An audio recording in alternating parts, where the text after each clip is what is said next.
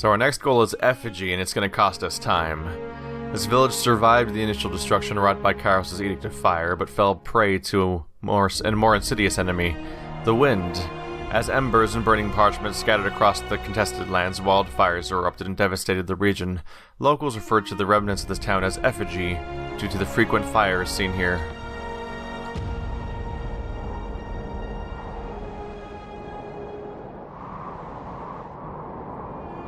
And we have another message from Myothis, as you'd expect, because we took 3 days to do that trip. I kind of wish you could mail back and forth with them while you're doing these trips that take 3 days, because you'd make a lot of progress in these conversations. But you can only do them between zones unless you're going to leave and come back over and over again. Greetings, Lovebridge. You are correct. There are spires all across Terratus. The exact distribution of these monuments fuels all sorts of debate and speculation, but two facts seem commonplace. Most spires are built near old walls, your mountain spire is a notable exception, and nearly every culture that predicated Kairos has some local myth to explain the builders of these spires. I believe the Tearsmen cite the Older Realms as their local name for the spire old walls architects, but nobody knows for sure. And of course, where Kairos has brought proper civilization, the origin of the spire simply isn't discussed in good company. Here's what I think you need to know. First, the spires behave as arcade lodestone. There is a constant field of magic strength around a spire. If you imagine a mystic sea resting atop our world, the spires seem to spin and churn this magic, creating a spell cast with even modest effort will materialize with powerful results. Second, and I'd say most tellingly, Kairos' laws against entering the old Kairos has laws against entering the old walls, but there are no laws against the spires. You could infer from this that means Kairos has no issue with the lay folk messing with the spires, but wishes to keep us safe from the old walls. Or you could think like an overlord, and know that if you place a rule against something, you make it forbidden and desirable. Now, I find it telling that Kairos forbids the hallways that leads to the spires, but does not paint a target on the spires themselves. Last but not least, as a young Fatebinder, I once had to oversee the case of a man who had built a shrine to Kairos around the base of a spire in the far southeast. I could find no evidence for falsity or slander. His shrine was most reverent and loving tribute I've ever seen. At one point, though, this man claimed he had evidence that Kairos was here back in -50. He had merely uttered those words, and my senior binder swung an axe then and there. Being the new girl in the court, I said nothing, but I have long wondered why such a comment should require death instead of the traditional removal of the tongue. Fatebinder Malthus. That's a big deal. So they had information that may have pertained to Kairos' history with the spires, and immediately was killed on the spot with no further questions. Kairos does not like people knowing anything. Let's inquire about the edicts and their nature, because it's our only option. Dear Myotis, thank you for hearing me out. I have one more question that I have more questions than I have ink, which is weird because it probably should be easy to get a lot of ink, especially since I have a lot of money now and I keep picking up more ink all over the place. But let's start with a discussion of Kairos' edicts. I've lived under, proclaimed, and resolved edicts, which makes me far more knowledgeable than the layperson on the subject, and yet I still know so little. Sent. We are pen pals. What a strange direction for the game to go in. Hello. Curious. Gimme. That's a bow. Just put that away in case somebody needs it. Sigil of precise action. I'm curious. Excuse me, game? I'm just gonna do nothing when I click on things? Now it worked. Okay, that was weird. This scroll contains a magical accent which increases the accuracy of a spell. Sure. Let's learn it. There we go. Precise action 2. For a brief moment there, because the screen is so unmoving, aside from eventually seeing that this guy's breathing in the middle, when I right-clicked on that thing and heard the sound effect but saw no motion on the screen, I thought the game actually froze and hadn't realized that it was just failing to open. That's becoming a reoccurring thing for some reason in games, is that in this game and in a bunch of other games I've played, I can click on something to then interact with the object. But the sound will play for interacting with it, but the interaction won't happen, and it's strange to me. Alright, increases accuracy of spells. Let's look for an example. There's a fireball. Accuracy plus 30, and it requires 25 lore, so it's expensive, but not bad.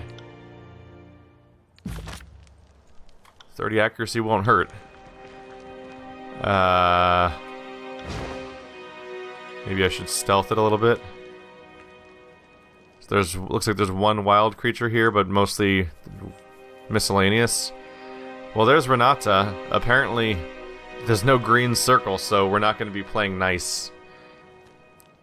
Was that just some beast woman? Akalia, Renata, Sage Apprentice. The fact that these people have names seems to imply that if I were to interact with them in a different context, say if I was rebelling against Kairos' will, I assume I'd be able to talk to them? Renata has to have a name because she's a target for me to kill, but this person has a name, and they're just some random soldier too.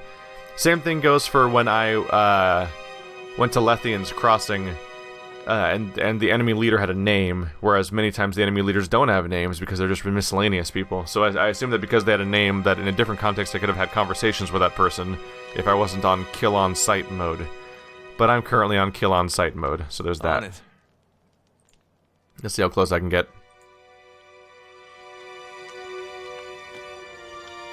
Alright, it's pausing time.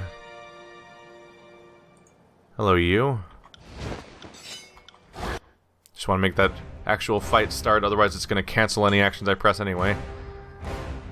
So, Beast Woman should probably be the best target, because if we don't take out the Beast Woman quickly, this goes poorly for us. I should be worried by the fact, though, that most of these characters are basically sages. Interesting, they all have like 5 armor despite being sages. So I'm the one jackass that doesn't wear armor on my sage, and that's a me problem apparently. Okay. I should probably start off with let's do Spectral Blur on Barrack.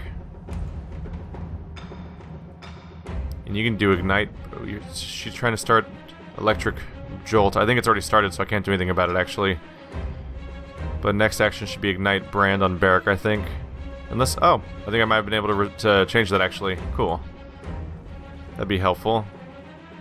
Now we do Polish Arms, then we can just penetrate straight through everybody's armor, which would be good. Can you not cast it on yourself? I can. I was stuck clicking on the interface that was popping up at that moment, getting in my way. You just engage in combat. We can do this once you start properly engaging with that character.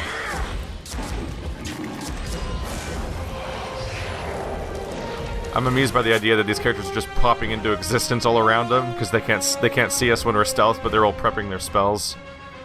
So you'll attack your engaged target. False Pitch should make a mess out of them. Hopefully. Actually, Polish Arms on Barrack would be really helpful to help him penetrate. Did it not activate correctly?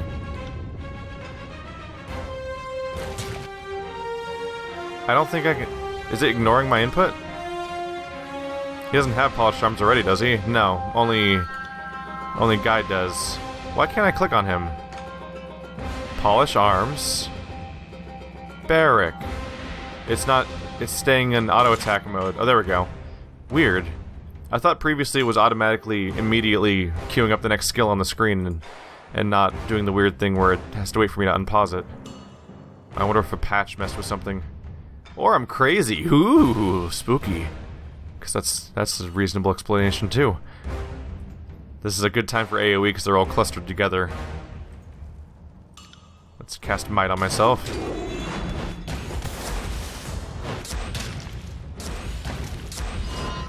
There we go. And now the bleed. They shouldn't be able to out-heal these damage sources. There goes that. Alright. Let's switch to their casters now. Yeah, the Sage Apprentice.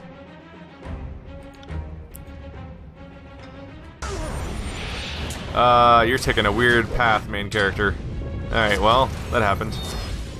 Sure. I guess it's cool. I guess his recovery time has to be accounted for anyway, so it's not that big of a deal. False Pit's probably a good call just to make certain characters not get certain spells off if I can avoid it. We could go for crushing damage if I want. I have enough breaths for that, or I could save up for arcane damage. These characters are probably good against arcane damage though, so it's probably better to do otherwise. So he's about to heal himself, so let's have you instead get in position. Oh, I need to be in position better than that. There we go. This'll feel good. Shouting time. Did it work? Graze, graze. Of course it did. It did the corrosion damage though, so there's that. Did I do the correct skill? Oh well. It's at least dealing damage, if nothing else. Red runs our blood. She's dealing damage all over the place. Let's throw a fireball at him next. That'll be fun. If only I could hit both at once with this. Yeah, I can't target the ground, unfortunately. And that has an even smaller AoE. Alright, so this guy is prone and he's marked to make us more accurate against him, so he's just kind of generally screwed. Let's give our teammates more damage with my Will of Command. And what are you going to go for? You can throw a Healing Wisps at our friend here. Just to keep his health up, although it's kind of recovering on its own. There we go. Wow.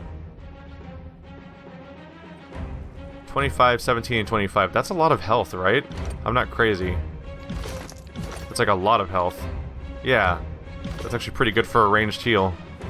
That might be the first time I've actually executed that. Alright, we'll do a multi-attack. He's marked to be easier to hit, so he should go down actually fairly quickly. And we'll do the Heart Strike. He's pretty much screwed at this point. Barrack pretty much just hangs out and it auto-attacks most of the time. Fireball? Oh, she's still trying to prepare the fireball from before, I think. Oh, that person's down. Who's wounded? Oh, the enemy, that's fine. It worried me for a moment there. It's just sort of queuing up spell after spell at this point. Oh, I can do crush damage again. Take that. Here comes fun. Oh, look at him go. That's fun. I may have queued up the wrong ability previously or something. So did we get through that with no wounds or one wound? You may have taken a wound. No wounds. We're fine. Alright. Speak with Foul and Murmur. Yeah, we took care of the problem. And the quest is snuffing them out. Ooh, Sage's Gloves. Compare. Better. Cowl of Disbelief. Dampening. 10% magic defenses. Someone handy with a sewing needle stitched incomprehensible arcane phrases into this fine fabric, which causes the scalp to tingle and hair to rise. Oh, and it's a helm. Nice.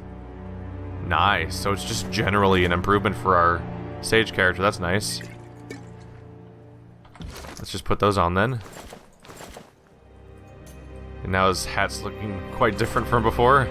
Went from this to this. Yeah, which one do I kind of like him without the hat, I think.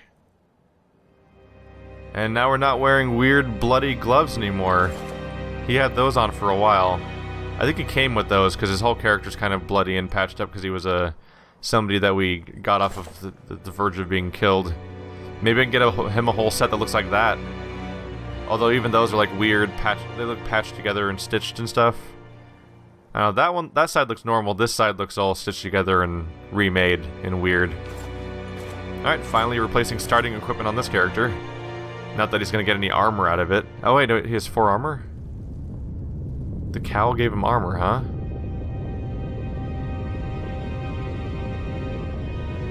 They don't say they have armor. But it says I have 1 of each. Do items just normally give you 1 armor regardless? Yeah, it doesn't mention armor. Maybe he has a modifier for cloth that I've forgotten about. So he might have a skill that gives him bonus armor for cloth. Just for wearing all cloth. Merchant's bracers, light armor cloth. Identical in every way to the current stuff as far as I can tell. Because this has no special effect. So it's just the same thing. So which one do I like better? Bracers versus weird patch gloves. I'm kind of holding out hope I'll find the remainders of a set to make the patch gloves look less weird. Or so I hope. Let's just explore the rooftops and get out of here. If I'm lucky, we'll uncover another secret while we're here. Oh, bad guys. Not bad guys. That's the wrong word. The wrong thing to call it, but... Oh, other things to murder. Let's see. Opening one of the sacks releases a horrific stench into the air. Peering into it, you can see what remains of rotting fruits and grains. Oh, goody. So at least everything's gone to waste, so we can take solace in that. So there was at least 2 enemies over here. Probably more, but their leader's already down. Merrick. Huh. Unexpected, a bit. Let's go ahead and save then. And sneaky time. Cautiously. We can do nasty things when the fight starts this way. It's just some sage? And a beast man. Is there no one else here? Oh, this goes real poorly for you, dude. Oh, this is gonna go real poorly for you. Alright. Combat has started. Okay. Yeah, you're gonna be in trouble. Okay. This can be a real mess. Okay. Do polish arms on you. These guys have armor, right? Yeah, they have armor. You can polish arms on yourself. And the armor penetration is just going to be devastating, basically. You'll start with a fireball. And you'll start with Clash of Iron, which does 2 strikes and a taunt.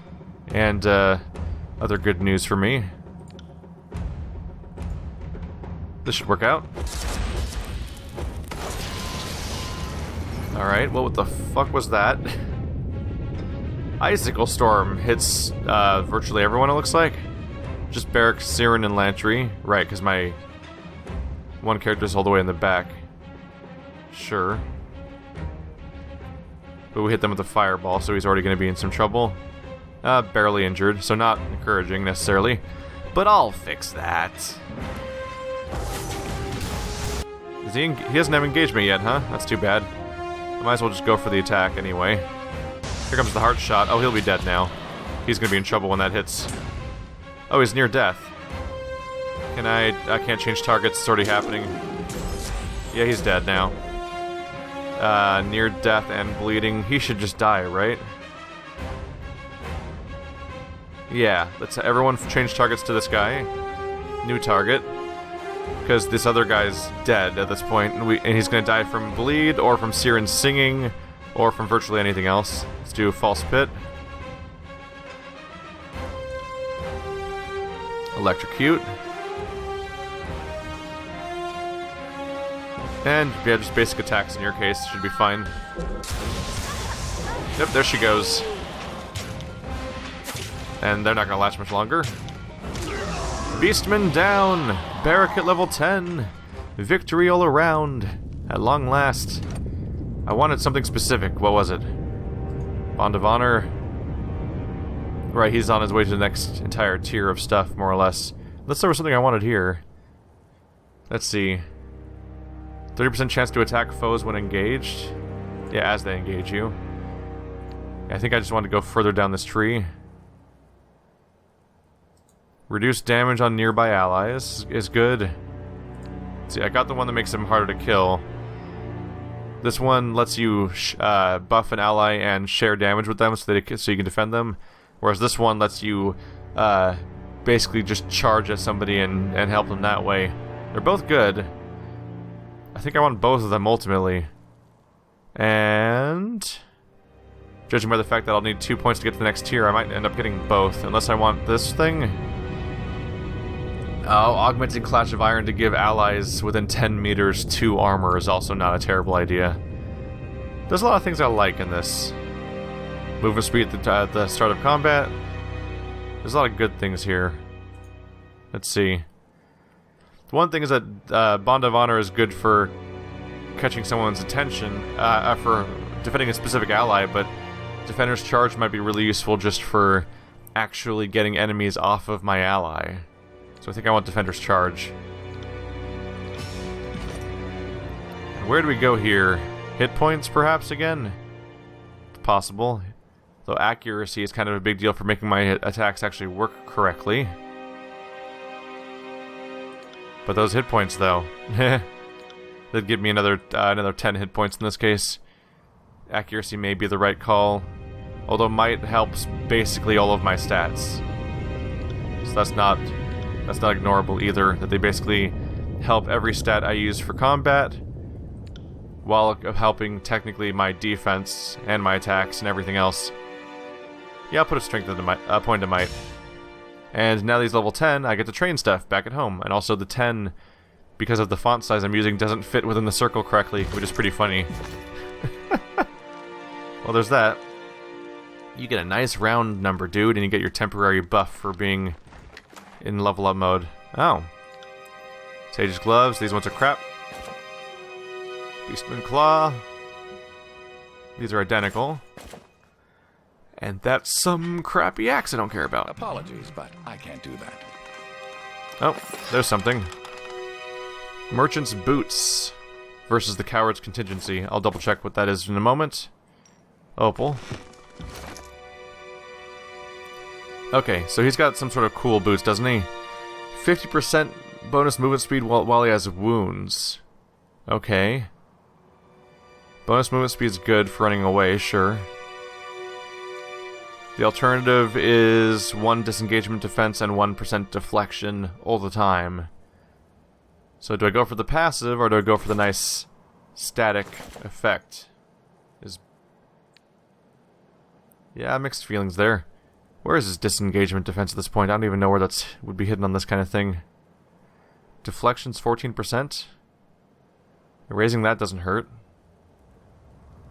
Is that... no? I don't know if disengagement's even listed on this type of screen, honestly. I think I have to go to somewhere completely different for that. If it's listed anywhere at all. I'm not sure. I might go for... he doesn't get wounded a whole lot. I might just go for passive, for the just basic stats. Over the, over having a special effect being applied. Think we're clear? This door won't move an inch. It must be barricaded from the other side. Almost implying that someone could still be around. Although everything's on fire, so that's not a good time for them. Alright, Merrick. What are you doing here, betrayer? I have nothing to say to you. I'm not a betrayer. I was never part of your army. I can leave him at his misery. So I can leave him here or I can kill him. Basically. You also can't release him, interestingly. You can't release him, you can't arrest him, you can only leave him here to sit here, or you can kill him. And those are your 2 outcomes. And he'll presumably just sit here and starve to death. Because he's tied up and no one's here now. I know somebody in the party wouldn't react well to me killing him since he's technically disfavored. The fact that he's even sticking around is weird, though. I don't understand why. Why is my tank still in the party? Like, why is he not giving up by now? Yeah, I'm just gonna leave. I haven't really been executing random people that are just around so far. But it's weird that those are my only options. I feel like a role-playing game should give you more options than that.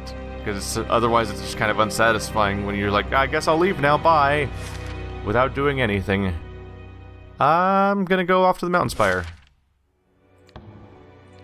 We'll get a pen pal moment, and I'll get a chance to train my newly leveled up barrack. Which probably will be my last chance to level up anybody. Not level up people, but to train their skills fresh after a level up for a little while, because I'm going to be going probably deep into a dungeon now. Fatebinder Myothus, salutations, Lovebridge. It is difficult to separate fact from superstition when it comes to edicts, as it seems only Kairos knows how it all works. The rest of us are left to live in fear and ponder it all. Kairos edicts are a sort of magic above and beyond even the archons. I dare say the edicts are stronger than Kairos, as there's no evidence Kairos can willingly stop an edict once set into motion, which is in part why Kairos' edicts seem to have an until or unless clause in their wording. I know the edict, as powerful as it is, requires human voice to complete the casting. Thus, the Overlord has people like you proclaim edicts cast far from the Imperial throne. The magic is Kairos' magic, but the human voice is the carrier or trigger to complete the magic phenomenon. And here's what's most fascinating, at least as far as you're concerned. There have been dozens of mortal agents who have been made to proclaim edicts. 2/3 of them die within a decade, and many gave reports of lingering mystic scars from the ordeal. Oh, so just proclaiming an edict at all has an effect on your body, basically. And there have also been a handful to resolve or break an edict. These until or unless clauses get fulfilled from time to time, and we see a similar pattern in history. Those who resolve an edict often live short lives, and many speak of arcane side effects of the shattered edicts. Here's where you're unique. To the best of my fact-finding, you are the first to proclaim and break the exact same edict. Whatever mystical power is involved in the creation and destruction of such magics, you're the first to stand at the terminus of both. Now that I know the spires can be awoken, it makes sense that if anything can or would wake them from slumber, a shattered edict seems like the likely culprit. Kairos has other edicts in place through the tiers. If you truly wish to learn more, perhaps you should take it upon yourself to shatter those edicts. After all, if Kairos did not wish for the edicts to be broken, why include a termination clause? Myothus. Interesting. This has me wondering if perhaps the reason why the edict has not have a negative effect on me is because I both created and shattered the same one. It could be that creating an edict and then leaving it unresolved gives you negative consequences, and then also just wandering in and shattering some edict that somebody else put there may have negative consequences for you. But I have like a continuity to it where I create and stop the same one. What's curious though is that doesn't really follow through that entirely though, because there's another edict I've already encountered, but I created it and never closed it yet. As of right now, that Storm of Swords thing, I created that horrible situation, but the king is still alive, so it's still in action. So I'd have to go there and kill the king to shatter another edict. Let's solicit her advice. Not a lot of decisions involved in this pen pal situation. Dear Myothus, I appreciate the information. Thank you for sharing. Knowing what you know of my situation, what would you do? Send it. There we go. And training time? You're good for Barrack, right? Actually, I might have maxed out one of the stats already. No, they have really high stats for this stuff. Okay. I can keep going further into parry to make him a more badass tank, basically, which I think I would. It's not a bad idea. Otherwise, I can go into one-handed weapons. Let's go into parry. No matter what I do with this character, his focus... Like, even if I were to switch him to two-handed weapons or something, and lose the point of having put points into one-handed in the first place and stuff like that, the one thing I'll never lose is he'll be engaging people in melee, who are very likely hitting him back. So a parry stat is not going to go amiss, and I still have a decent chunk that I can keep training before I hit the cap on what can be done with the trainers. And it also is a nice way to get him more progress on his tree. Look at him go. Not his tree, his level up. He's already a decent chunk of the way towards level 11. So training is not a bad idea if you want to keep everyone moving. Alright. Now I'll wander on back to the Burning Library, and we'll probably have another letter.